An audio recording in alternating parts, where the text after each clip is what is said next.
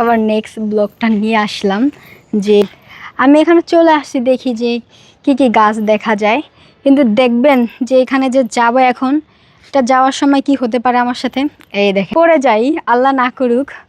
আমি যদি এখন পড়ে যাই, দায়ী কে থাকবে বলেন?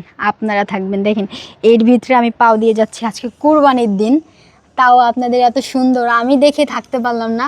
তাই ইচ্ছা দেখেন এই কোথায় পাড়া দিচ্ছে, আল্লাহ মাফ করো। আল্লাহ লা ইলাহা ইল্লাল্লাহ মুহাম্মাদুর রাসূলুল্লাহ।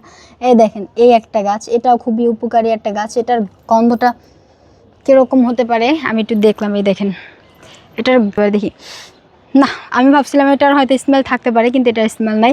ওয়াও, আরেকটা সুন্দর জিনিস দেখবেন, এই দেখেন এটা ড্রাগন হবে এখানে দুইটা ড্রাগন হবে। এই দুইটা, এই দেখেন এটা লেগে গেছিলো আমার এখানে। আবার এখানে একটা মরিচ গাছও আছে, জানি না এই মরিচগুলো কবে ধরবে। এই তো মরিচ ধরেছে, একটা মরিচ নেই। হ্যাঁ এই দেখছেন, এই দেখেন কি সুন্দর মাশাআল্লাহ। এই যে একটা লাল মরিচও আছে, দেখেন মাশাআল্লাহ, আল্লাহর রহমত বা আল্লাহর যে একটা দান। এই দেখেন এখানে একটা ড্রাগন অলরেডি মনে হয় হচ্ছে।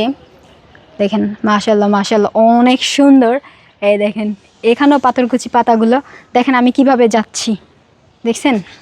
এই দেখেন আমার ছায়াটা কত সুন্দর, এখানে অনেক সুন্দর লাগতেছে আমার ছায়াটা, তাই না? এই দেখেন আমি আজকে আমাকে কেমন লাগতেছে এটাও কমেন্ট করে জানাবেন বেশি বেশি। আর আমার যদি ব্লগগুলো আপনাদের ভালো লাগে, প্রতিদিন অবশ্যই আমি এটা নিয়ে আসার চেষ্টা করব। কারণ এখন থেকে আমি হচ্ছে আপনার বাড়িতে থাকি, কারণ আমি একটু অসুস্থ, এই কারণ আমি জিয়া উদ্যান ওরকম যাই না। তো দেখেন, তো সবাই ভালো থাকবেন, সুস্থ থাকবেন, মোবারক, টাটা।